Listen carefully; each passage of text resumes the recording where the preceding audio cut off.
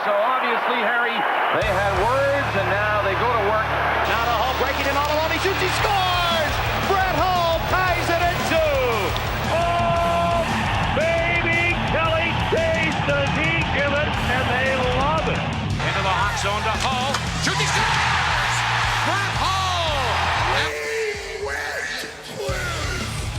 Welcome in to the Window World Studios, brought to you by our friends over at Siteman Cancer Center. Siteman, of course, babysitting me daily, Holly, with the tricks and treats that I have. And one of our guests... Now they know how I've felt for so many years. Oh, my God. Babysitting. Now we have one of our old teammates who's been joining me more over there than he has joining you in the studio. So Darin Kimble, another guy that's going through the cancer bid, that's going to sit in with us, and one of our teammates. How you been, buddy? Hanging in there. Not away, Kimby. It's a process, as well you know. But like we were talking about the other day, it's always 2 steps forward, and suddenly you take a step back, and so you trust the doctor. As long as there's more forward than back, right? More forward than back, yeah. Kimby, you've made St. Louis a home since, I guess, you decided just a couple weeks after we went to Humphreys for some beers one night with a couple of little blonde girls that you were going to keep on to one of them, and because of it, you married her, and you guys have made it your home. It was her home. Yeah. Now you've made it your home, and stuck around and made the city better. So why St. Louis? Well, I'll tell you what, though. We actually, so me and you, and you're true on your story, that we met there at another time, but the first time I ran into my wife was when we were down to Len Dickey's. And it was camp. Was that a long time ago? It was me, him, and Brian Pellerin, I believe, was with us. And I think there was only 5 of us in the bar at the time. And we looked over, and that's the first time I met my wife. And then we ran into him again at Humphreys, like you said. And then, but anyway, she's the one that I went with, and her family, we all live in a close radius. So I decided to come down here and see what happens. So here, I've been here for a long time now. I'm on the other side of the river, though. I'm on the Illinois side, so. Right, but it's still basically the same thing. Yeah. Yeah, I went there when we were younger, but I'm going there I got to stay over there now. How do you pick and choose where to live now that you almost lived over there as a single guy? No, I didn't do that. I tell you what, though, I was thinking the other day when you said I was going to come on here, we lost out to Minnesota the one year, and we come back and we went over there and we all come out, and what's that movie called there when they all come out in the car and it's daylight out and the sun's sitting there. You've been in there all night long.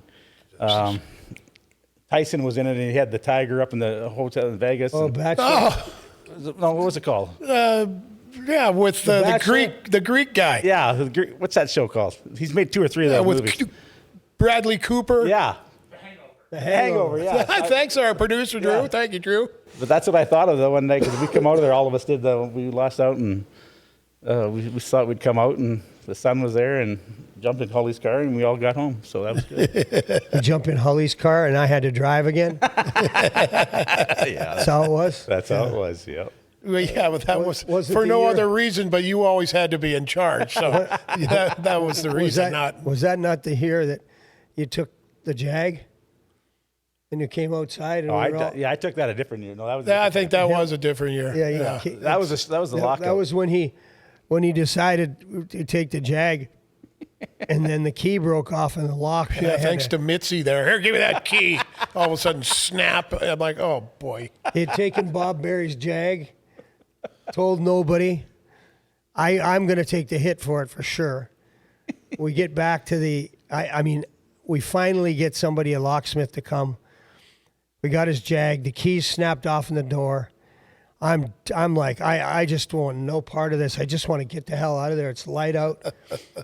He's got half the strippers that worked over there, all of the doormen that worked over there, all of the bartenders that were closed down after, because Pops was all the only around place a that was open. Dumpster fire. Yeah, and he's got a dumpster fire going. It was cold. Yeah, around the garbage cans. Try to get a wrecker or a locksmith down to East St. Louis. Not good. At 3 a.m. We finally get him. The guy takes care of it, and he invites everybody over for breakfast at what was it called? Eat Right? Eat Right Diner. Yeah. The Eat Right Diner. places. So we're having breakfast at Eat Right, and I just want to get to the rink. And sure enough, here they come. They're piling out of cars. It says, East St. Louis Pops. Pops. A bouncer. Pops. Security. Pops. Just the girls just wearing Pops. And he's promised everybody sticks and autographs. And I'm just like, oh, my God. And Bob Berry come out of that I didn't back think room. they'd take me up on it. Well, they did. They took him up on it. I mean, he came flying out of that room, and he looked at me and goes, you, how dare you go out with him? You're not good enough to even carry his bag to the rink. Yeah, I'm like, oh, my God, I'm getting sent to the minors. And all of these ladies of the evening and bouncers and security and everybody hovering around the boards. Like in night Brentwood. shift. Yeah, oh, my God, it was something. I was just like, oh, my God, I'm getting thrown in the minors for sure. There was You know, trouble you'd- over there a few times. Yeah, you'd think would have had a little better judgment than would do what we did, but it was no harm, no foul. I He got thought- his car back, and there was nothing wrong with it. Yeah, I went over there with Danico and Kevin Todd after we played there with the New Jersey Devils at one time. I got caught over there, and I ended up getting back to. I couldn't quite make that practice. The Oh, next day. boy. That's, And you know how stupid I was. I tried to get on the ice for practice. That was when we were at Brentwood. So get over to Brentwood. Everyone sees me going on there. So then finally, I get on the ice, and things are just not going very well. yeah, Someone the come up to coordination me. was a little Someone off. come up to me. I forget who it was, and said, "Yeah, you better get the hell off the ice. You're looking bad." And so away I went, and I went home and slept for a while. Sutter would have been okay with you doing it. I would have got shit forever. Yeah, this Sutter would have been the other Sutter though. I didn't get along with him, so that would. This one here loved you. Yeah, I got along with Brian. I didn't mind. Brian was good to me though, so I couldn't like play. Brian. Yeah, well, how can you not like him? But you know what? He cared. The only thing that Brian that I didn't want when our second year we were here, me and Chaser were up here, but we were always dividing their games, right? And you're basically a 3-line league at that point in time, anyway. Always, And yes. I don't. If they would have played me and Chaser together on the fourth line with a dog in the middle or Ricky Mahar or whoever was here at the time, Right. And we went out and did our job, and you had your penalty killer in the middle, because you were down to a 3-line team. You had your guys were going, and the Green Beret line was going at the time, and then Roddy and whoever was going in there. But I would always get pissed off because he'd pull out Chaser, he'd pull out me, and then you ride the bike, that little stupid ass bike they had in there. That did nothing. Yeah, but you didn't get a shot at it, and I think we played 3 games that year together, and we won every game. And but I always go back to him. I told him the other day we were sitting there. He got stuck on. He didn't get stuck. He got put on with you and Otzi. Yeah, well, me and Adam went in and asked for him. So he gets on there, and the first shift he gets in a fight, and I don't think he got back on the damn thing. Did He goes, hey, don't complain about ice time with them because you got to play with them at least. All you did was get in a fight the first shift and screw yourself out of an out. Yeah, but they Didn't back give you a then shot. Yeah. they had so much influence from above coming down on them that More than now? yeah, I mean it was Really? you can't play him, you can't do that, you got to do this, you got to do that, and if you had, I loved Brian. I thought he cared. Let's call a spade a spade. He wasn't the greatest coach in the world, but he was, he do your basics, and he did. He loved More often than not, he played to not lose, which I hated. Yeah. And but he was great. And if you just had a mind of your own, like in today's game, there's 4 lines that can play. Yep. And until you give someone a chance, like a legitimate chance, right? Like there's no sense you calling up a guy from the minors and throwing him on the 4th line, playing him 2 minutes. How are you supposed to know if the kid can play at all? True. And, I remember when my first year in the minors and Calgary brought me up, I was on the power play. I played with Bullard and Tonelli. And so they, if you didn't, show that you could fit in there, Yep. then that was your fault. But at least they gave you the chance to succeed. Yep. There was so many, and you know what? On top of that, Holly, I played in the minors for probably half my career, but there was guys when I played over here for the Missouri River Otters. I scored 29 that year playing in that thing, but I played with Lonnie Loach. Sure. who just passed away from cancer too. Another guy, friend of mine, but Eric Morano was there, and they're good hockey players, and they would have played in the NHL for a longer period of time, but they were goal scorers in the minors, and they couldn't accept that role in the NHL because they had to become a checker. Right. And that's where guys couldn't do it. Where when you got to the NHL, I don't care who I'll argue with anybody. You get pegged, and you're pegged for life. Yeah, Guy Carbonneau. You don't get out of that. Yeah, Guy Carbonneau was a 100-point guy in Chicoutimi, and he came to Montreal, and he knew right away. He goes, "Oh, I'm a checker." Yep. And he became unbelievable at it. And you either accept it or you go to the minors. That's right. That's how it works. Like when I signed with Dallas, I knew I had to become that kind of player that Bob Gainey and Ken Hitchcock loved. Absolutely. Or I wasn't going to play. Absolutely. So it took a little bit to figure it out, but Yeah. But you go back to so let's get to the Sutters for one second, then we'll get off them. But I like Brian. So Brian coached me. Richie was here with us. Ronnie was here with us. Yeah. I played with Brent in Chicago, and then Daryl was in. He was Mike Keenan Jr. is what he was in Chicago, and I didn't get along with. He pretty well got me hating the game of hockey because he played so many games. Yeah. And I had no respect for him, and I hate to say this because if you make the NHL, I don't care. I think you've done the world a good because you've completed your dream. It's a hard league to make, right? But he would sit back there and yell at Chelly and Jeremy and Eddie, and you know our mentality back then. You didn't care. You've been brought up that way, but still, a guy yelling at you all the time, and sometimes it worked for him. The guys would go out and JR would go out and play better, but always yelling at those guys. I never understood that. yeah, that was that Keenan mentality. Yeah. Like that's what Brian. He'd get mad at everybody. Yep. He'd never single guys out for the most part. And it was always you guys. Yep. It was never like you or. But the other guy was he was a little. That was Keenan started that whole thing. Keenan started that. And whole now, thing. what's his name there? He doesn't. He just got fired in Philly last year. Team USA guy. Laviolette. No, He's one. French. Was in Columbus and then went to Philly. Oh my God! Come on. Oh, got to do that to me.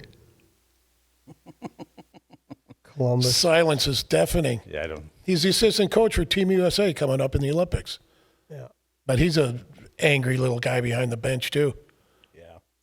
But I thought the game was a lot different though nowadays. And I don't talk to many guys. You guys are around them more than I am, but I think the game's gotten different. It's a different ball game. Absolutely. I don't think you can get away with that crap as much as you used to be. No. Now it's like they're all buddies with the players. Yeah. Yeah. They stroke all the egos. They know. But I asked You're more of a guys, psychologist. I talked to Chaser and that, and back in the day, one guy went to the bar. We all went to the bar. And I don't think they do that anymore. No. One guy brings his Xbox. They all bring their Xbox. Tortorelli.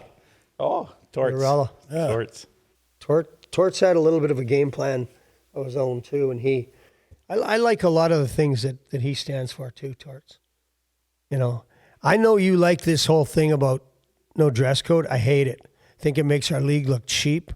I think it makes us look like a bunch of buffoons showing up to the rink in half a T-shirt and slapped together with some, sweatshirt that they got on, and it doesn't care what. Yeah, I don't mind it, but I agree. There should be a level of class I get to 100%. the dress code.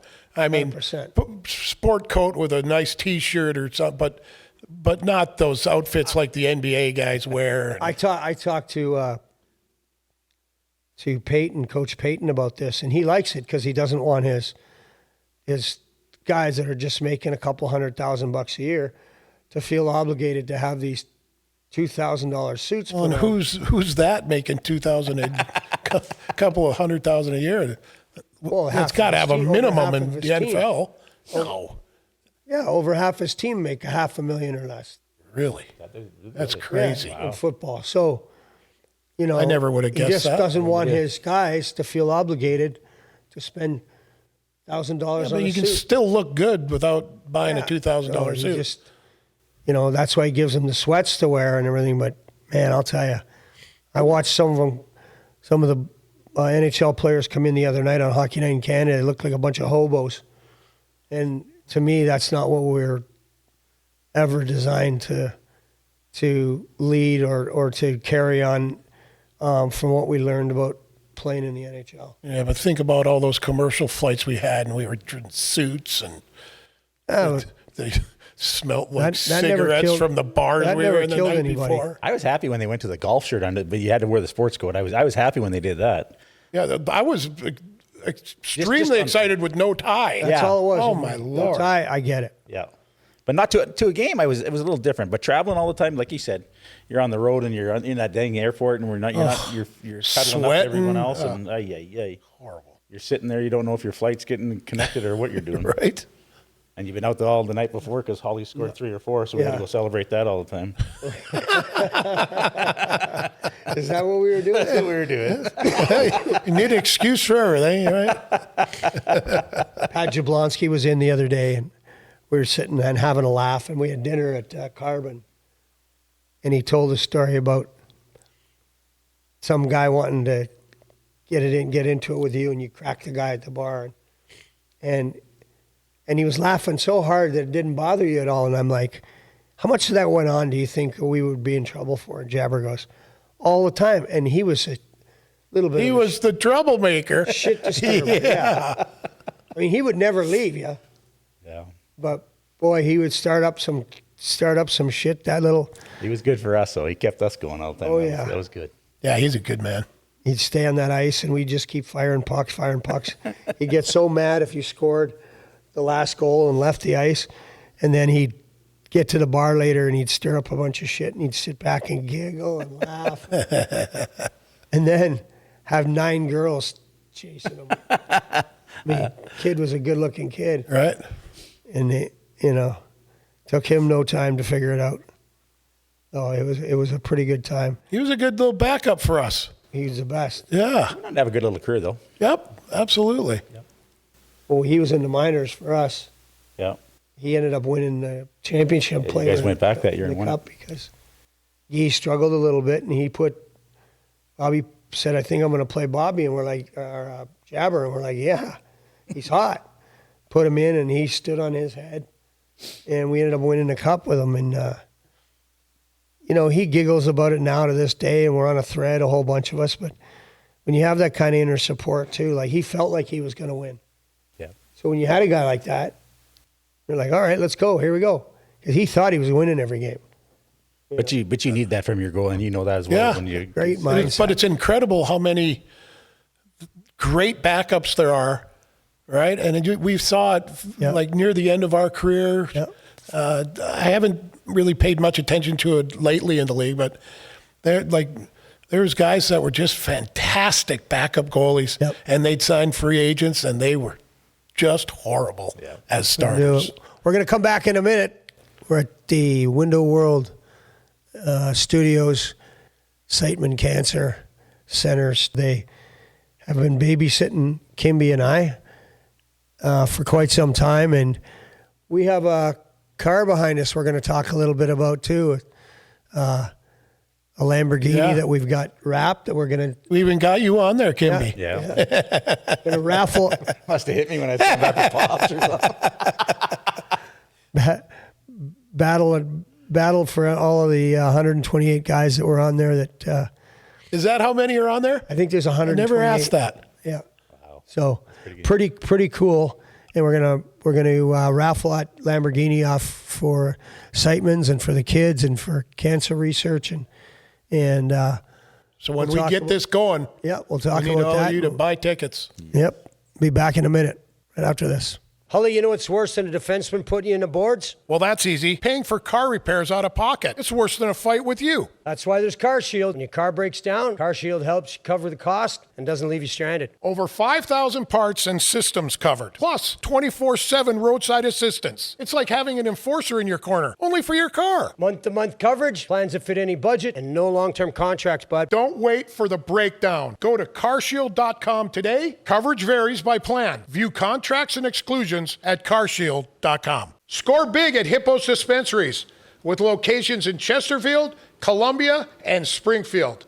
Daily deals that keep your wallet in the game, top cannabis brands you know and trust, and bud tenders who feel like teammates. Hippos, your home rink for cannabis in Missouri. We're coming to you from Window World Studios, Hully. And you know these guys, they're all about windows. That's right, Chaser. Windows World of St. Louis doesn't just put in windows.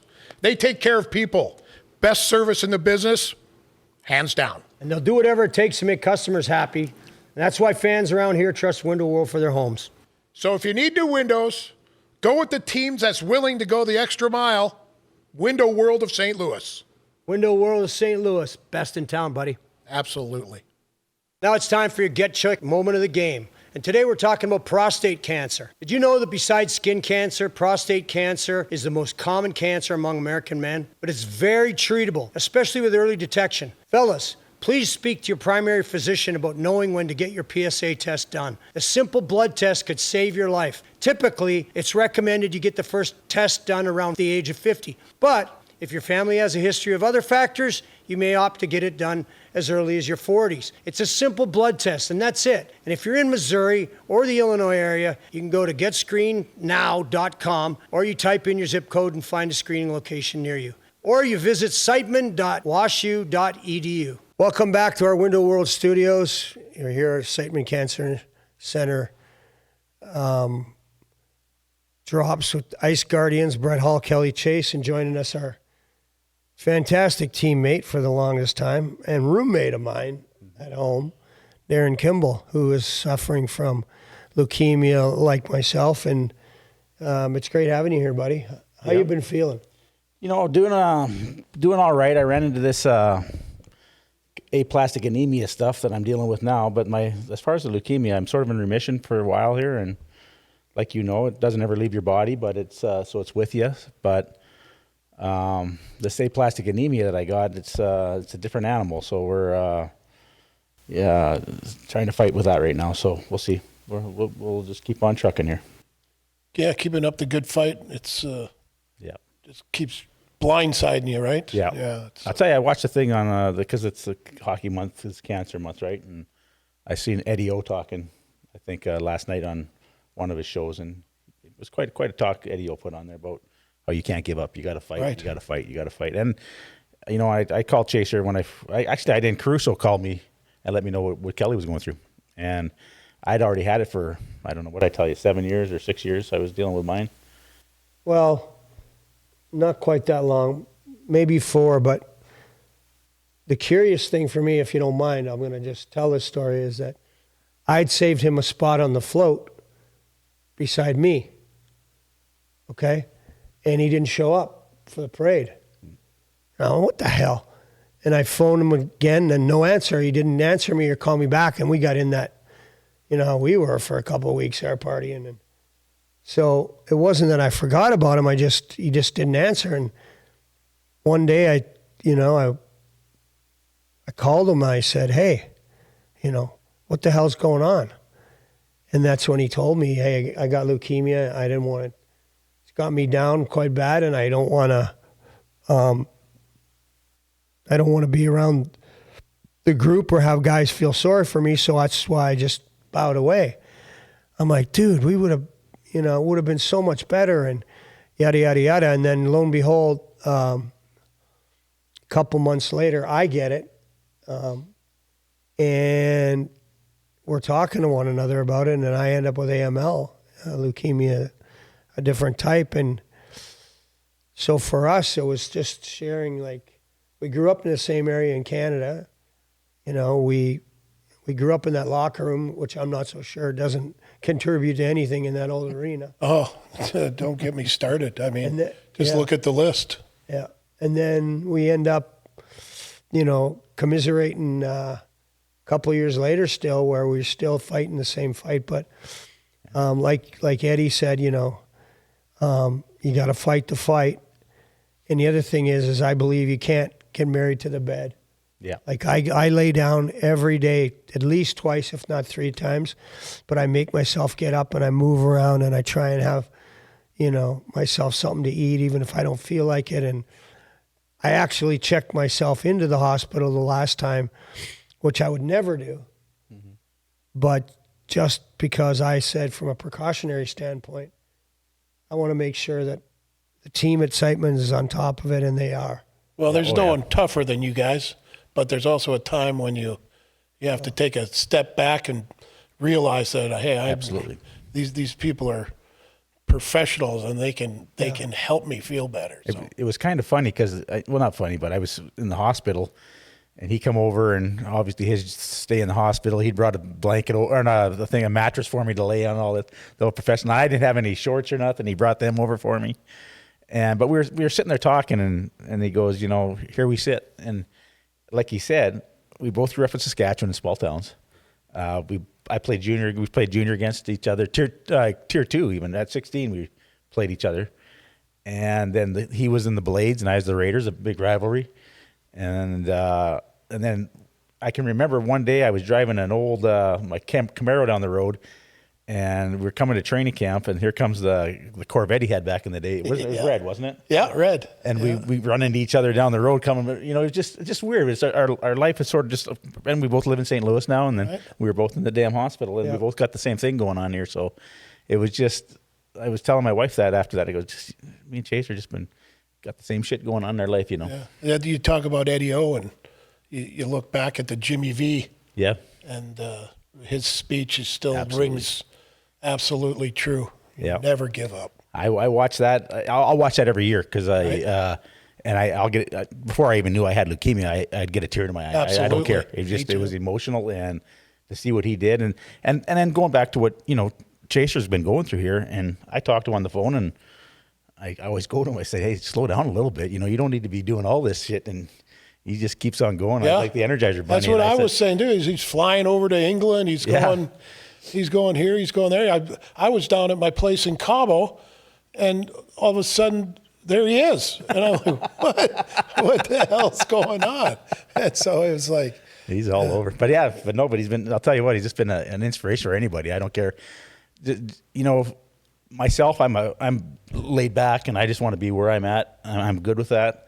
But to see him out there and the money he's raising for people, and I know all these kids, and it's just an inspiration. So if for him, for what he's done and fighting through, because I'll tell you what, there's a lot of shit that goes through your mind when you get this. I can't even imagine. And your kids are probably the top priority, obviously, but it's crazy. What's funny is I always have this saying, read the paper. I said when I was on the plane playing cards, if the plane started going all over the place, I look at the pilot through the doors. If he just kept reading the paper, I just went back to the card game. If he grabbed for seat belts and masks and that, I panicked. Right? Okay? Yeah.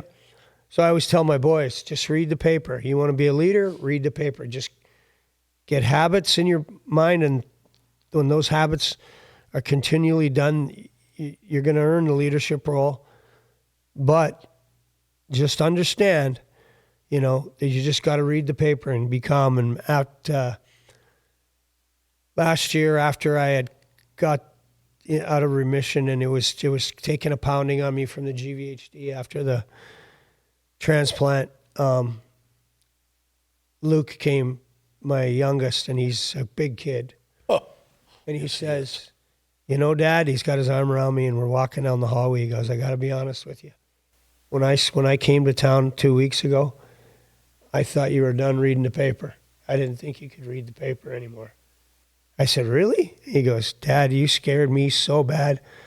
And I said, well, you know what the deal is. So every once in a while, I'll get a picture of my doctor, what he's gone through with his family being hit by a car.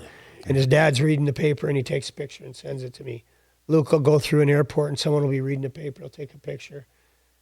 Keep reading the paper. Just keep your head down, and just keep working. Just keep one foot going in front of the other one.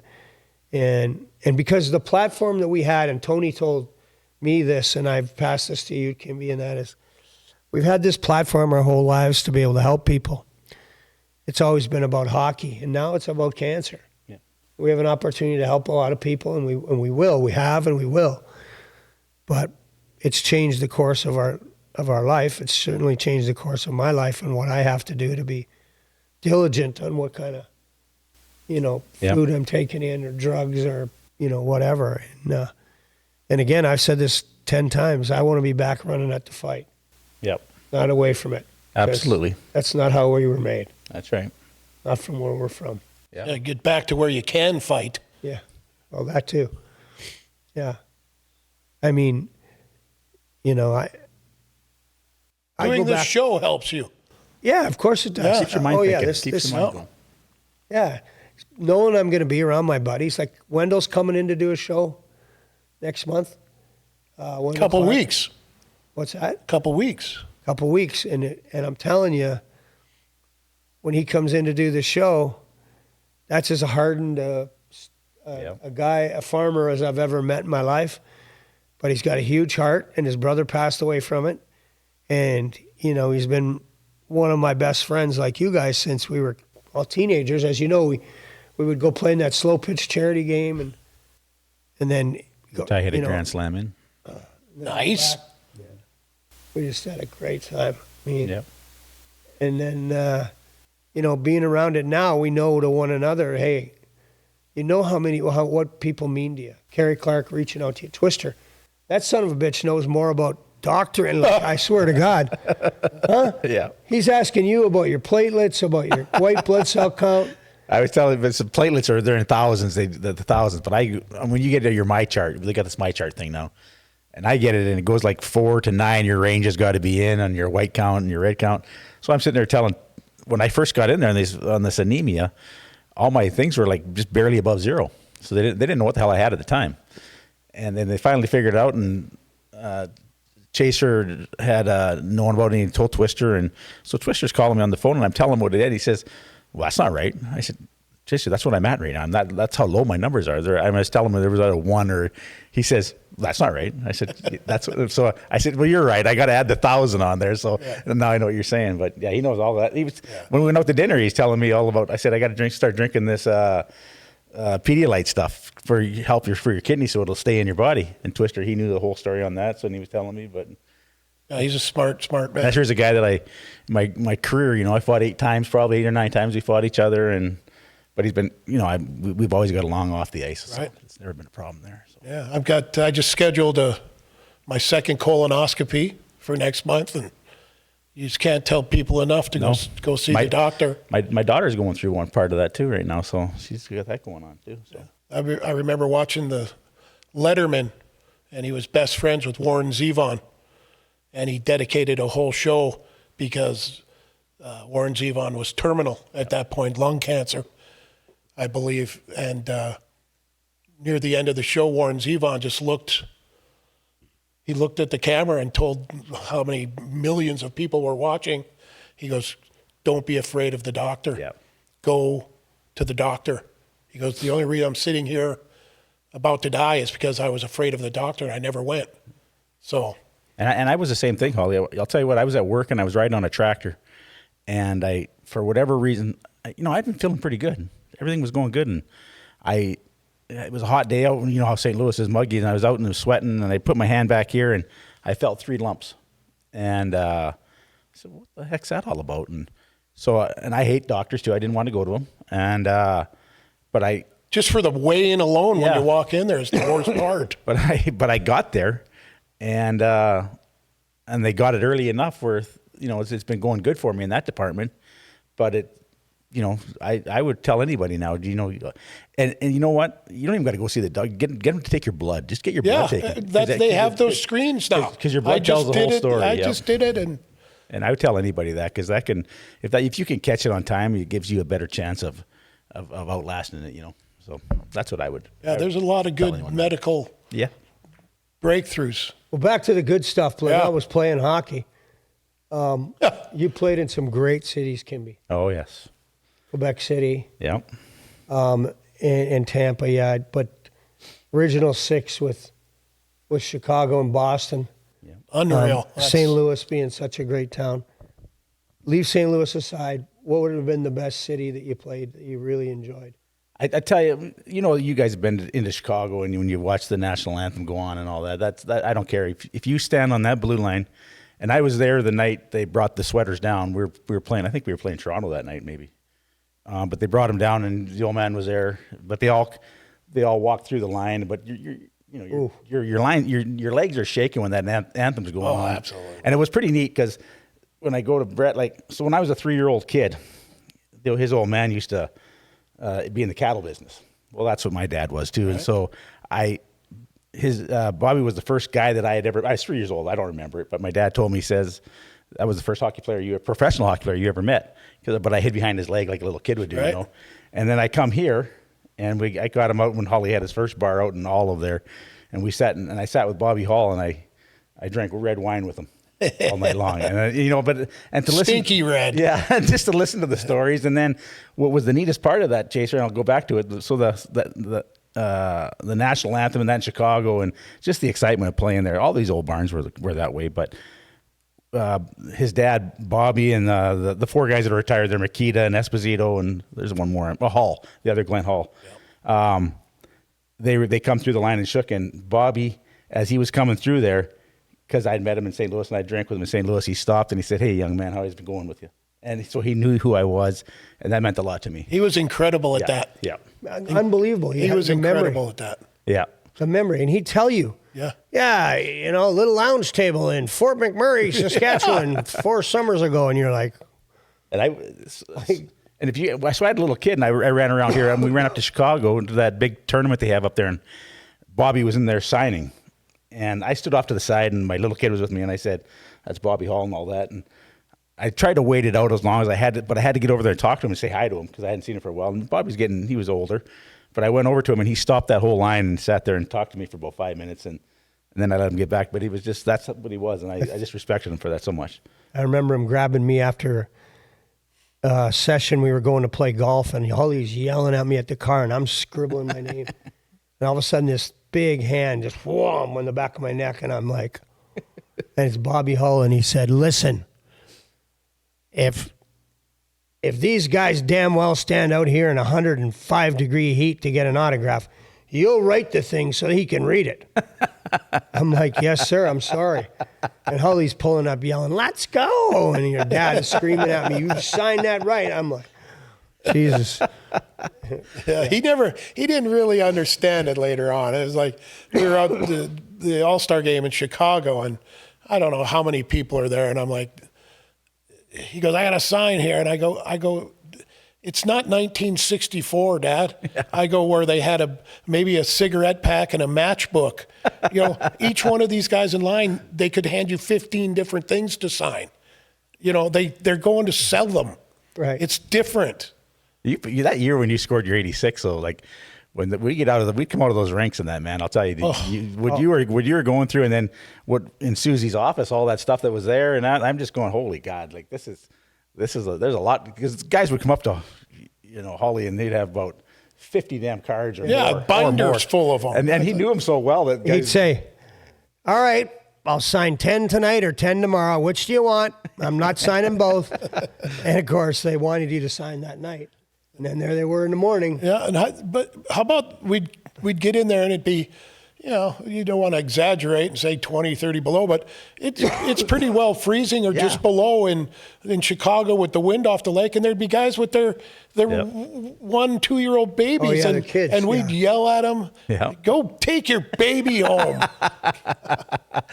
But you were good about it. You knew all the guys that were in it, because there was a game played there where people were doing it for the money, and you knew it well. And that was you were the fair. bars only stay open so late. That is true. And the craziest thing about it was, if they were just smart and they just came in the bar with a hockey card, in about an hour and a half, he would have signed it and just I remember the one night and I think it might have been the old Lynn Dickey's. It was a number of places before that or whatever. And I said, "You know what? I'm going to do something tonight." And I, instead of writing like best wishes, I wrote bass fishing. And it took well over 2 hours sitting there before someone came up and said, "Does that say bass fishing?" Like they didn't even look at it after you signed it. Yeah, you went through a lot, man. Well, I mean, those were the good old days, though. Yeah, that was. Right? We're obviously not playing now, but you can see that the game is different. Yeah. I miss those bus rides. And Oh, boy. boy, did I hate practicing, though. You'd go with. I hate practice. I remember even when he was there, that we traveled the year we played here in St. Louis. You know, you go out and then you're taking the commercial, like you said. So you're leaving the hotel at 6 a.m. Easily, you know. And so we'd always joke about that when we get on that plane because there's a group that was going on that ice no matter what when we got home. Right. Bob Berry would be coming down that. Oh yeah, I always said it was looking back at how incredibly unfortunate we were that there was no injuries. Yeah. Because that equipment would be frozen. We'd go back. We'd land at noon, 2:30 on the ice. I'd be like, what? Crazy. And like you wouldn't stretch. You'd just be going through the motions trying to get out there. But you go if you even go back farther than that. You go back to junior hockey. What they did to us then. Oh, I can't. We had to walk in. I remember Patty Janelle in Swift Current. We got stopped like 2 miles outside of Swift Current. We played so bad one night, and we got off and we had to walk the rest of the way to then we had to practice in the dark. Like we had the light coming through from the arena, you know, the lights were the moon. The moon, yeah. and you would skate and just pick it up between the blue lines just for 2 hours. Like stuff was like bad. The mentality that couldn't win. That wouldn't survive today. Yeah, well now they get a full day off, like no travel, no charity, like a complete full day off every week. Yeah. Oh, That's you know what when they talk about that though, when you look at the playoffs, and I'll say this to anybody. I have always believed the Stanley Cup is the hardest thing to win. I've always believed that, but I really believed it back when, and I didn't play much in the Stanley Cup playoffs. You know, I know where I was, but Eddie Belfour, who's a good friend of mine, and you guys, when you're playing like that, Eddie would lose 15, 20 pounds in that old Chicago stadium. Yeah. And then you're coming back right the next night, and some of those nights, you know, you're playing those back-to-backs with Chicago. And that's the biggest thing I miss in hockey is the rivalries. Absolutely. Because when you do that back-to-back, that would probably be our best time when we got to play them. 100%. You know, because we'd go in there and cause shit and coming back, and they're coming, you know. And especially that division we played in. Oh, absolutely. Detroit, Toronto, Mini, us in Chicago. How can you go away from that? Holy God. cow. That's when hockey was hockey It there. was just like, you just like, the reprieve was like a week where I went, oh, we're going to play the Rangers and Buffalo. Yeah. It's like, oh, a little breather from the chaos of Chicago Stadium or the Maple When you Leaf first got Garden. in the league, you're in Quebec City, so you've got the Boston guys, and you know you've got to deal with Hartford. Yeah. Hartford was Buffalo. tough. Buffalo, you know, you got to deal with some of these guys. So then, what you have is you have a trade, and you got to come into the Chuck Norris division. Yeah, the black and blue In division. the black and blue Well, division. there then, yeah. And it changed again, and you're like, whoa. Because I look at a lot of guys in the league that were tough guys, never had to fight them a lot. Yeah. And then there was a bunch of tough guys I had to fight all the time. Yeah. But you crossed over, you were over there with Berube and you know, that grouping of guys that was in Dave Brown and Fought him a couple Brownie times, and Talk and Mel, and then, you know, and then you had, just as a young guy, you had Mac. well, you had Rob Ray and Jimmy those Jimmy guys Mack, in Buffalo. Jimmy McKenzie. Jimmy Jimmy Mack. McKenzie and Jennings and Who's that Hartford? LaForge was there to part, but LaForge Jimmy was McKenzie was there. their tough Yeah, guy. Jimmy Mack, but just a little bit before Jimmy, there was LaForge was there, but I fought him. the big man, McDermott was tough. Yeah, McDermott. But it wasn't McDermott. It was He was kind of ugly, wasn't a big guy. I'll get it. Not and I'll throw it. Kostelic. He was there, but that wasn't him. No, not Costello. Torrey Robertson was Torrey. there. Torrey Roberts. He was before what I was my. thinking. Torrey was before me though. I didn't get to Torrey. Torrey was and my then last training camp. Then you got your West Coast guys. Oh yeah. You know, Semenko and Hunter and Cox and That rivalry was just. Jay Miller. You'd see that on. Baumgartner. You'd see that on that Calgary, Alberta thing. That was great when you were a kid. I wasn't in the NHL when that stuff was going on. Right, that's when I signed, Yeah. 86. I was playing in the Wranglers for the Calgary Wranglers in the Western Hockey League when Semenko and Hunter were getting after their stuff and that. Right. It was quite the thing, man. Quite the thing. How did you kind of, I don't want to say make the change because there's no change, but how did you handle just knowing it was a whole different lineup? It really, to me, and Chish, you know this as well as any, and this is you. I was at the point, and when that season me and you were playing, we had to almost fight every night. Yeah. And we were hoping we were going to get to stay in the lineup. Yeah. And you'd go out and you'd fight somebody, and then you'd fight somebody, and then I'd be in the lineup, and that weighed on. We had a tough time with that shit. I don't care what anyone says, but so back in our time, that you didn't get through the season having 4 fights and you were considered a heavyweight. That shit didn't fly. So you were going for a week. Yeah, I remember going to when I started in Quebec. We played 8 exhibition games. I had 9 fights. And I ended up getting sent down because that's when Gord Donnelly was there, and he was still the resident tough guy at the time. But they sent me down because I was on a 2-way. But I fought Berube and all these guys through that thing. But you had to. Like I said, we were labeled. We had to do it, or you were going no matter what. That was your only chance if you're going to fight, And that's the one thing. The one thing. It might sound this is a stupid thing to say, sort of, because he's a different person, but. That's what I respected about Twister. Twister figured it out pretty quick. He said, I'm here to do this, and that's all I'm doing. I'm not here to play the game at all. And I don't care what anyone says. That's what he did. And Twister got bigger. He said that on our podcast. And he got bigger, and he was who he was. I come, and when I got there, Quebec would send me to Brainerd, and I'd go there for 6 weeks trying to become I was these college kids bouncing around and doing all this. Skating, yeah. Because I didn't come into this hockey world. And I know Twister didn't either because I've had the conversation with him. You didn't come into this, and neither did you. We didn't come into this to fight. No. I come in to play the game. Right. And when my junior career, my last year as junior, I had 35, 36, 300 penalty minutes. Like that's pretty good stuff. And I was a terrible skater. I had 46, 44 fights and 2 spearing majors. But I wanted to play the game. And when you played in Saskatoon though, and I was in PA, we weren't sitting on the bench. We were playing. And because we loved hockey, I seen a picture back there. Guy Lafleur was my guy, looking like he was my hero. And then I got to play with him in Quebec. But that'd be cool. Yeah, that was just that dynamite. And then you know what? It's even cooler when you find out who Guy Lafleur or what kind of person he is, because he's one of the best guys you'll ever meet. Good. And but that's who I wanted to be growing up. And then Tiger Williams, because that's all you see in Saskatchewan back in the day. You get one channel on Saturday night, and it was either the Leafs or the Canadians. And Tiger was running around at that point in time, but Guy Lafleur, because the Canadians were winning all the Stanley Cups.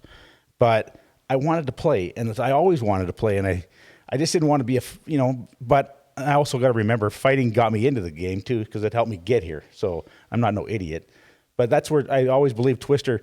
I wish I would have took that mindset and just said, piss on the hockey, like just get bigger, and see where that would take you, but there.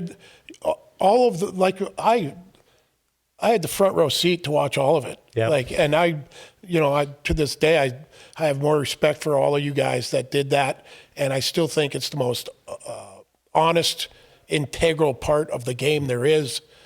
I said yesterday, them trying to take it. The league trying to take it out of the game is a farce, but Chaser said that he believes it's coming back a little bit. But the different styles, Chaser kind of was scientific, with his. But you punch in the face guys to me were awesome. Yeah, I just sit there and like just a piston just going. But I fought that way all the time until I got to St. Louis here, and then I screwed around with Chaser a little bit, and then I got crossing over and all that stuff. Yeah. And then playoffs that year, I had a couple of good bouts with Randy McKay and Charlie where I was crossing over and shit was going pretty good. But that's what I was. When I did it, I fought, and I had the theory as the best guy was going to win. And I'm sitting there.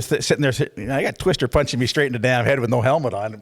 Thank God it was in junior, not pro, because he got a lot bigger. But nowadays they say they go out here and they come from back, and if they hit, they're good. But they don't hit a lot. They don't hit a lot. And they get two swings, and the linemen are in there. But they are way bigger than when we. Yeah, did you see Revo thump Rempe the other night? I love that. But it goes, and this is my biggest conversation I always have, and I talk to. I'm glad to see.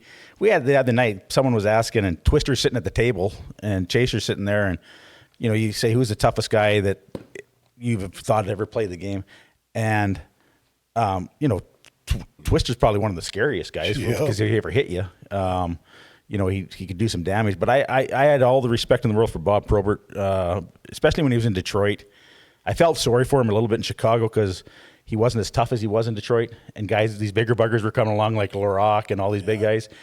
And and not that they weren't tough, but when he was in Detroit, he was pretty tough. And he fought everybody. Could fight for 4 minutes. Yeah, and he fought everybody. Yeah. He didn't back down from nobody, and he was the benchmark where if you wanted to get to it, because like he got me in St. Louis when I fought him, and I did terrible with him. I fought him again in Chicago, and I did a lot better, but he was just. That was the benchmark, and he didn't lose very often. So a couple guys get him. Yeah, Wendell. I think Wendell probably did the best. Wendell did really good against him, yeah. Because, when you got the Tasmanian devil coming at you, both fists flying. Yep. You don't know which one to duck with. But he was just, but it was different. Like like Twister gets him when he later, but Twister was a different animal too. He was, right. But I always had the respect. But it was just, then Dave Brown was a tough hombre too, but. He fought a different way though. He was coming, and he was coming. It was best of 7. And I beat him the one time, and I beat him the first time, and the second time he hit me pretty hard the one time, and that was enough. We were good. So who would have been the guy that would have been the hardest for you? I think Probert was just because of his long arms and they had more. It was more to the story though than I'm telling you. Right. He had some other stuff going on, but then. And you got Twister. Twister was the toughest guy that I've ever fought. But you watch Twister fight Jim McKenzie, where Mac does good against Twister. Because if Jimmy Mack would have ever got mad in his lifetime, I don't think he ever fought mad. But he was Thank tough. God. Yeah, we knew him in junior. Like when he was in junior in Moose Jaw, he didn't want to fight at all. He didn't want to fight at all, and I fought him there. But he wasn't. He didn't want to fight at all. And later on, and I fought him a few times in the NHL. But he was. God, he was a tough man. He's a big man to handle. Yep. Good guy too, right? Real good guy. Yeah. Yep. But, and most tough guys are. You don't. Oh, absolutely. Most hockey players are pretty salt of the earth. Yeah. You can't take that. But there was. What about Ty? Haven't mentioned Ty. He was a Ty tough. Was tough. He just Ty's tough. You couldn't hurt him. I didn't like the only thing I didn't like about Ty. Because it's nothing about his game or anything, but he got. I didn't like when he was doing the Probert shit when he was rolling. Doing this the all after time. the fight stuff. Yeah. I didn't like that part, but he was promoted himself. He did well for himself, and Toronto he's loved, and everywhere he went he was loved. And I get it. But he had a hard head like I had. I had a hard head too. It helps when you fight. If you're going to bring a stick to that fight, you better bring an aluminum one with him because. You bring a wooden bat, it ain't gonna work. No, it ain't gonna work. No, that one won't work for you at all. But I often think of that, the guys that would stump you or whatever, and I always say like I would never. Twister I fought, and I grew up with him, and I knew what I was getting into. I mean, him and Joey, I thought were the most damaging guys. Yep. That could end your career. Yep. And Dave Brown would make it best of 7. Him and Proby. If I had to pick a guy in that whole group, I'd take Proby to fight. Just in Detroit, though. I don't take him in Chicago. You mean, would you fight him in Chicago? Oh, absolutely. I did fight him in Chicago. Yeah, I fought him a few times in Chicago. He's in Detroit. I fought him about 5 times in Detroit. Yep. But to me, it was more about him getting out of his clothes like Rob absolutely. Brady. So once he did that, you didn't have much of a chance. Yeah, you might as well just skate away. Same with Rob Ray. Rob Ray wasn't when he came out of that thing, it was a different animal. And I'm not downplaying it. He fought a lot, so I have all the respect in the world for these guys. It's a tough job, man. I don't care. That's probably one of my worst things I ever did, Chaser, was I didn't leave I fought a lot off the ice too when I was back in PA, and people always say to me, well, you can fight for your money. Why are you fighting out here? But I love to fight it. I love fighting. I loved it. And, until I ran into Daryl Sutter, and then I didn't like it anymore. He pushed me away, but I did love fighting. I had a couple in the old Saskatoon. You remember a guy by the name of Sky High Lee? Sky High Lee. Sounds like a wrestler. Maybe even a midget wrestler. Sky High Lee. Which one's that? At Pat? At the Pat in Saskatoon. Wasn't his name Freeze? Yeah. That Freeze, yeah. Dan Freeze. Yeah, Dan Freeze, yeah, I do. His name was Sky High Lee. He was a wrestler. Oh, get out of here. And he popped out. There was Odeline and myself and him and Wendell and Kerry Clark and we're number 4. Kaminsky and Kosher and whoever else all at the Pat one night. The night before someone's wedding. Someone was getting married. Todd McClellan or somebody. We were all at the And I wasn't even with them at the time. He wasn't even with us, but we knew, we all knew one another, Yep. so we're bullshitting. Guy comes in, next thing you know, he gets into it with the guy, and we're kind of chuckling, whatever. Nobody's going to fight with the hockey players tonight. There's 30 of us in there. Sure enough, he wants to go outside. And didn't he tell you, here, you go ahead, you can have the first punch. Yeah. And we all piled out of this bar. This guy's like 6'9", and he goes, go ahead, take the first punch. Go ahead. Bang. Fight over. Sky High Lee is laying out cold on the pavement. And we're just looking around at one another, dying, laughing. We all just turned around and went back in the bar. Kimby knocked him right out in one punch. I had a little buddy that was with me, my best friend, Lance Lance, he Peters. didn't shut his mouth. No, but Lance was there, and he'd started with this little guy, which was Freeze's brother, that I find out. So this is going on. So the big guy comes out the door, and I'm sitting outside there, and he comes out the door, and I'm going, holy shit. And I said, I guess I'm going to have to step up. And I didn't really want to hit him first either, because I ran into a little trouble here in St. Louis where I fought, and it cost me some money. And I said, no, we don't want to do that. So we'll let him swing first. I said, no, go ahead, bud, just swing. And he said, no, you have the first one. I said, okay. I said, I'll tell you what, since you're going to let me hit you first, I said, I'm even going to let you know when it's coming. And he goes, okay, that's fair. And I said, it's coming right fucking now. And I looked and I said, I started to see him go down. And I said, thank God that went that way. Oh, God. God, I remember us just all looking around at one another, saying nothing, and then walking back in the bar going. And I think that's the summer they had the slow pitch tournament, the Western League in PA. Yep. And Shane Churla did the same thing to a guy. Yep. So I was like, huh. I knew that guy. That did that He does it to Bear. He might as well do it to people. That Shea Churla was tough. I had one other one like that too. I was we know Mark Reeds. Yeah. So Reeder was coaching the River Otters, and Lonnie Loach. The three of us are sitting there. How ironic that is. We played out, but we're sitting in the bar. We're up in New Haven, playing minor league hockey, and we're on a 7-day road swing, and we're like 5-1. So if we go out to the bar, and we got all these young kids. So it's me, Reeder, and Loachy. We just go and sit at the bar by ourselves, and it was the bar was pretty full, but we're sitting over here drinking, and I think it was getting around 2:00, and I looked at Reeder and Loachy, and I said, hey, let's get out of here. Head back to the hotel, and we'll have a couple beer or something, And they had already called last call, and so I'm walking out the door, and Loachy and Reeder get into a bit of an argument with the bouncer. And this guy's like 6'6", 6'7", probably 400 pounds. And I turn around and I yell at him. I said, don't you...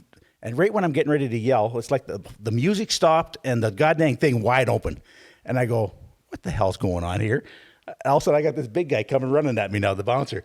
And I steer back, and I go boom one more time, and he falls down, and there's a big melee going on, and we get thrown in the cop cars, and someone, I think Reeder Reeder was sitting right beside me in the cop car, but someone else, when he got the cops, told him what happened, and they took us up the hill and dropped us off and let us go back to the hotel. Nice.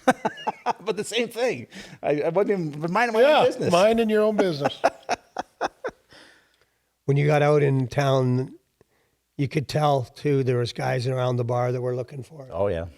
And who wanted to fight with you. And then we're just lucky because we knew we were so strong in packs that nothing really ever happened. And we never really spent much time worrying about it either. Nope.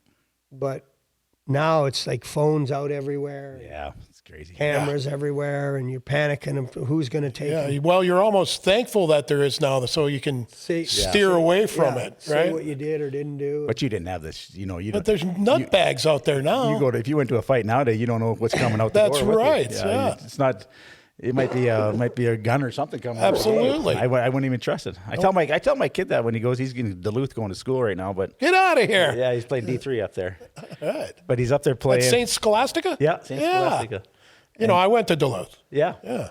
But he's playing there, and he's loving it right now. And I sent Chaser a hit that he made the other day. Yeah. This kid can hit. He's 185 pounds, but he loves to hit. Like Bobby Basson. Yeah, similar to Bobby. Yep. But it's I tell him, I said, hey, because he just turned 21 before he went up there, and I said, hey, you get into these bars. I said, don't be the toughest guy in the bar, please. I said, let that shit go on because you don't know what's going out the door with you. That's man. right. So That's exactly true. And I got one that's not little, he's huge. Yeah. And he likes it a little bit. And got to be careful because it's Absolutely. the guy that comes from the side and hits you with a bottle or Yep. some crazy thing that happens. And I try and tell him, make sure you're using your head. Yeah, 'cause- go out in packs, like Yeah. you said. And Never again, go out it's alone. not how we thought. It's not how I grew up, but it's how you have to think nowadays. Absolutely. And we would have been fine back when our days we played because, like you said, we went to the same places together. We hung out like a family. Well, there was 4 in a car. Yep.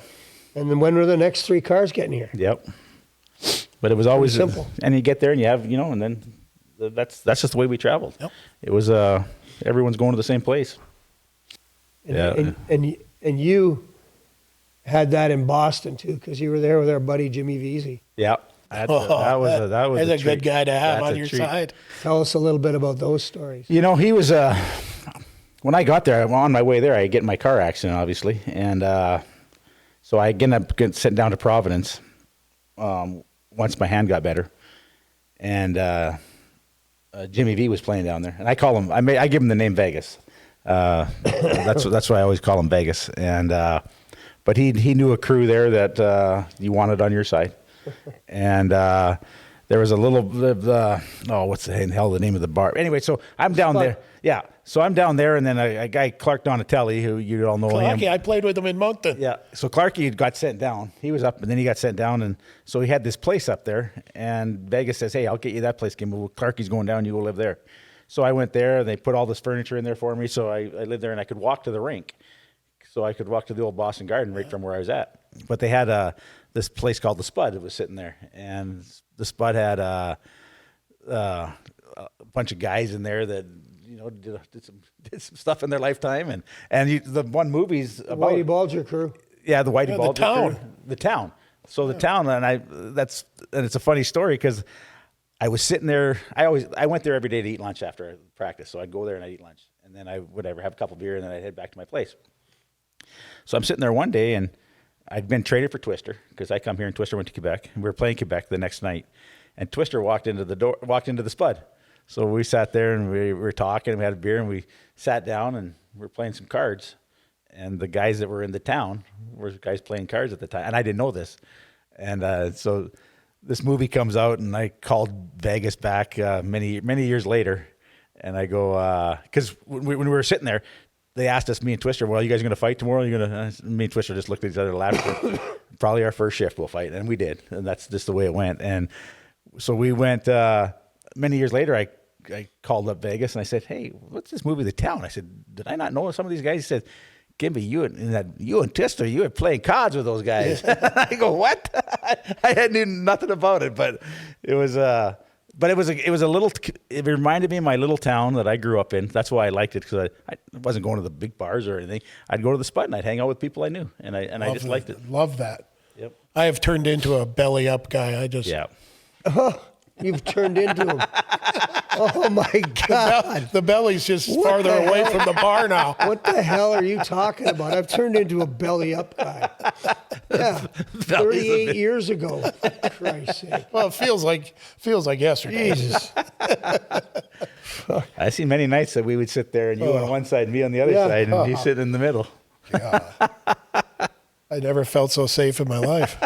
I had to laugh, and he'd come out and yak, yak, yak, yak, and I'd be like, I 90% of the time I was laughing at you. The few times that I wasn't, I was like, we're going to get in trouble here. One time we had a guy pull a gun on us, and now he's like, shut up, he's got no gun, and I can see the gun. I'm like, Jesus, shut up. And then he ends up seeing it and goes, whoa. And around the back of the car we go, and this guy's yelling, and his girlfriend's trying to pull his arm down, and he's trying to point a gun at us out the window. Wow. At the high point. Yeah, at the high point. Thursday night. Yeah. Should I just take the car and get us out of here? Yeah, that's a good idea. Yeah. Mm-hmm.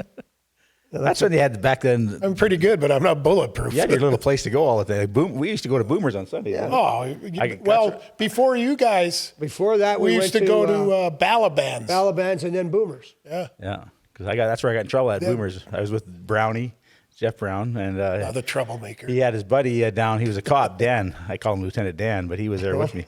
And yeah, we got in a little trouble down there. We got a little fight down there with the guy. That was good too. With Browning's buddy? No, he was there with me, but he didn't get in a fight. But it was me that over a game of pool. So and then I lost a little bit of money because I had to put his teeth back in his mouth. So it cost me some money that time. Yeah.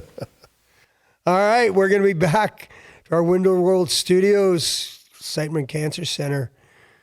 Be back in a minute. Chaser, in all our years here in the St. Louis metro area, we have made a lot of great relationships. But one of our favorites and most reliable, John Eilerman from McBride Homes. No question about it, buddy. I mean, I remember when Ben was my middle guy, was a preemie, and I was called out of a field I was hunting, and we were in the midst of selling our house. I couldn't believe this was happening 11 weeks early. Come charging back to St. Louis, and McBride Homes finds me a place to live as I'm in the middle of trying to search for a home. And I've had a relationship with them, and that was in 2000. And they've done nothing but take care of Blues players, coaches. I know Craig Berube, Coach Berube was one of them. And they've just been instrumental in the community. They're such giving people. It's always about charity. It's always about giving back. And that's the reason they say McBride Homes is everywhere you want to live. Absolutely. And it goes without saying that they are one of the top companies in St. Louis. 100%. Score big at Hippos Dispensaries with locations in Chesterfield, Columbia, and Springfield. Daily deals that keep your wallet in the game, top cannabis brands you know and trust, and bud tenders who feel like teammates. Hippos, your home rink for cannabis in Missouri. Wow, nice hustle. The only time I get to see that much drive is when I feed my dog. Nugget loves every flavor of Diamond Naturals adult formula. Every time I fill her bowl, it's like a breakaway. I think she loves Diamond Naturals almost as much as she loves the Blues. They both come from Missouri. Maybe it's local pride. All I do know is to step away from the bowl come feeding time because she'll rough you up if you get in the way. Now it's time for our Get Checked moment of the game. And today, we're talking about breast cancer. And if you're a gentleman watching, please tell your wives, girlfriends, friends, daughters, sisters, aunts, and even your mother-in-law. Gals watching, listen closely to this. If you're 40 or older and haven't yet gotten your mammogram, it is so important that you do. Women who undergo regular yearly screening for breast cancer have better outcomes than women who don't. If you have family history of breast cancer, there is a chance you will need to start getting screened even earlier. And that's something to talk to your primary care physician about. Siteman Cancer Centers offer a mobile mammography van that parks at convenient places like Schnucks and Walmart all over town, so you can get screened on your way to run errands. Check out the van schedule and make an appointment on Siteman's website, siteman.washu.edu, or type in your zip code at getscreennow.com. If you're in Missouri or Illinois, to find multiple locations near you to get screened. Welcome back into Window World Studios, here presented to you by Siteman Cancer Center. And we're back in St. Louis. Brett Hall, Darin Kimble joining us on Ice Guardians podcast. And before we just hop back into some funny stories, Hully, you switched over to Diamond Pet Food? Yes, I did, and my dog Nugget loves it. Diamond Pet Food is number one with me. Okay, so there's John, Nick, you and Darcy enjoying the animals. I've just got my wife on our 13-year-old. 14-year-old Boomer, and he's running around. She goes, "How long do you want the dog to live?" I started laughing. I said, "Why?" She goes, "My God, he's eating his food and he's just running around all day." And he's 14 years old, and I'm like, "Yeah, let's just keep feeding him, and at least until it's the kids' turn to have the dog for the summer." But no, those guys are great, and they've treated us so well over the years. And they're fantastic. John and Nick have been terrible awesome. golfers. Terrible golfers. Oh, Lord, I play with them at Chelly's tournament in Chicago. They're great men. but they're terrible. I think I was the best player that day. You were like you're about 132 pounds, and you were 132 pounds. I can hit the ball. The farthest I can hit it is 132 yards. And somehow I found out to have not a bad day that day. Yeah, it was a great day. I was happy to see you out there hitting the ball. And they can't hit the ball. No. See, many years ago, he did that. We were playing in the NHL together, and I'm sure he's part of it, but they had a tournament in Saskatoon, and it was closest to the pin, and I didn't golf at all, hardly at all. And I got close to the pin. I got two plane tickets to somewhere, and that golf course is just out of town on the way out of town. Yeah, my dad used to call it cow pasture billiards. We had sand greens back in Lucky Lake, sand greens, so you'd go draw a line to the hole. Hit it hard enough to get it there. Yeah. Yeah, Greenwater, the same thing. You're right. Cow pasture is right. Yeah. That golf course they got in Saskatoon there is nice, though. What's the name of it? Is that the one just out of town there? The Woodlands? No. Oh, they have the Canadian Tour event there. Yeah. Yeah. Isn't it just outside going into? It's not Riversdale. It's it's Riverdale's just where going the in. Archie's Comics was. I know. They had that where the natives were their place out there. Dakota Dunes. Dakota Dunes, yeah. Yep. And I can't remember the name of the one that played all the time. It's unfortunate, but anyways, Just across the street, the one I was. Kind of like the French Tortorella. He went from that turns is out as he's Italian. Italian people. as it gets. But Sorry about that, Torts. He's an When Italian you draw a American. blank at 61, you draw a blank. You draw a blank. I got you. All right. Well, we've had ourselves a good run. Yeah, what a Kimby. pleasure. We got to have you back. Yeah, we're gonna have you. We we're need gonna have to- you come on when Jeff Brown comes on. Yeah, stick around a little Brownie bit. was my roommate. Since you two played together a little bit. Brownie was my roommate here. I was Brownie in Quebec, and then Brownie got traded here. So then when I got traded here, he let me stay at his place because I lived there. And then Chaser lived there, and Jablonski lived there. So And then- and Roddy was there. Yeah, but Roddy was like the gimp down in the basement. No, Roddy was that was a different bird there. 'cause Yeah. Roddy was that was all hockey. There's no goofing my around with God. little Roddy. No, and he You had- guys would have parties, and he'd be down in the rafters doing chin-ups. I'm sitting there because I liked Roddy because Brownie goes like the game's at 7:30 or whatever. Brownie would go to the rink and get there by 7:00 for God's sake. Yeah. So Roddy always went at 4:00. So I would jump in with Roddy. But there ain't a word spoken, and I think he hated me getting in the car with him. He wanted to be by himself driving that ride. We have a friend in Dallas that talks to the invisible people. But hey, same thing with Eddie Belfour. I lived with Eddie in Chicago, and he had those stealth cars or whatever at the time, and The Viper? yeah, or the Viper. Yeah. And Eddie was and I'll go quick with this, but Eddie was Take your time. me and Greg Smith, Bird Dog. He passed away, Bird Dog, a few years ago. But boy. we stayed with Eddie the one year of the lockout coming back, and so we'd sit at the table, and we all had to wait for Eddie to come back. And you know how Eddie is; everything had to be done the same damn thing that game. So he would put Rita, his wife at the time, would make the meal, put it out there. All the condiments had to be around Eddie. He had to eat first, and then we got to eat after that. But so then a couple times, me and Bird Dog, we took a couple things, and he was pissed straight off at us. He didn't like that at all. But I drove with him in his car. We drove down in Chicago, so you know traffic in Chicago. I jumped in with him. I don't think I was playing, or Bird Dog wasn't playing, and so he took my truck, and so I had to ride with Eagle.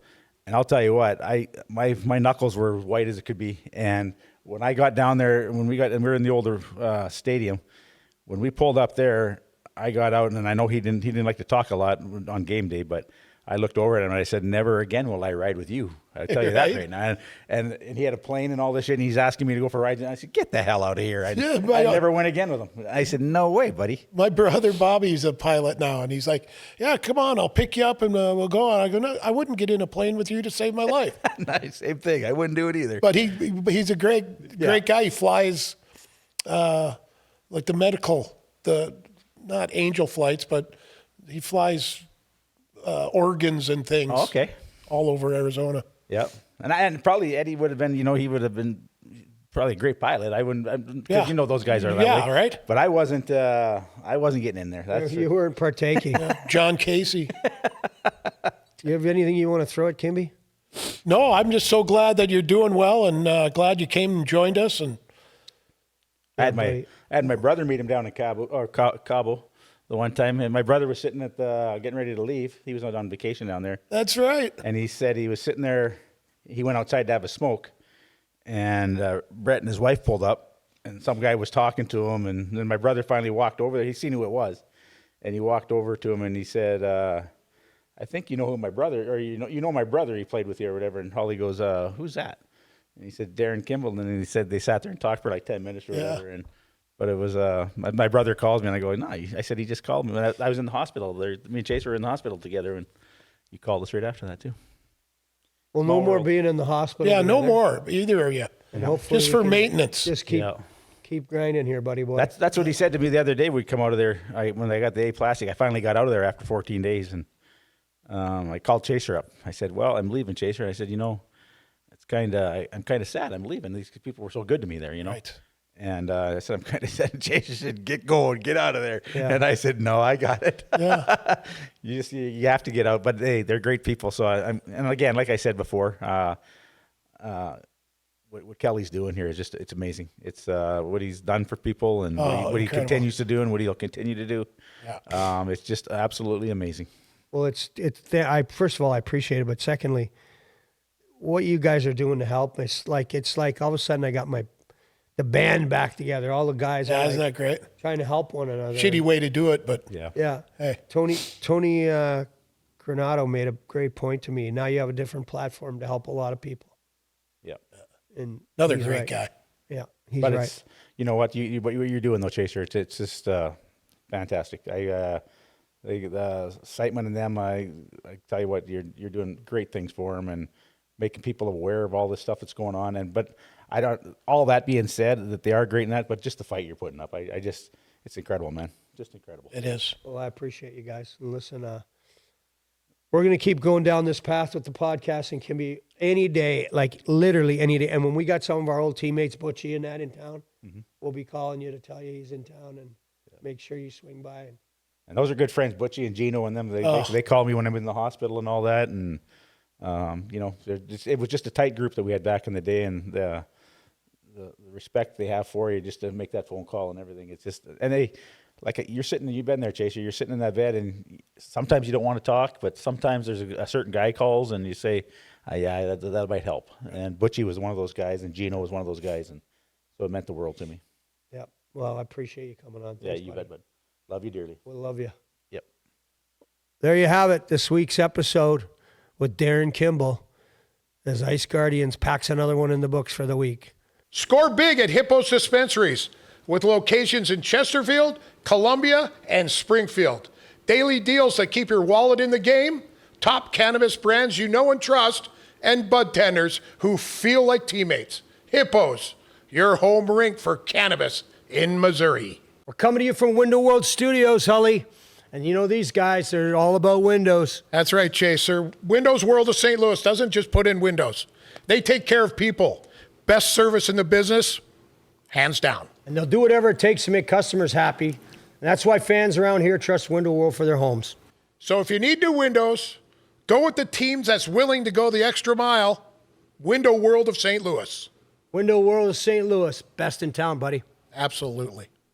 Now it's time for your Get Check moment of the game. And today we're talking about prostate cancer. Did you know that besides skin cancer, prostate cancer is the most common cancer among American men? But it's very treatable, especially with early detection. Fellas, please speak to your primary physician about knowing when to get your PSA test done. A simple blood test could save your life. Typically, it's recommended you get the first test done around the age of 50. But if your family has a history of other factors, you may opt to get it done as early as your 40s. It's a simple blood test, and that's it. And if you're in Missouri or the Illinois area, you can go to getscreenednow.com, or you type in your zip code and find a screening location near you.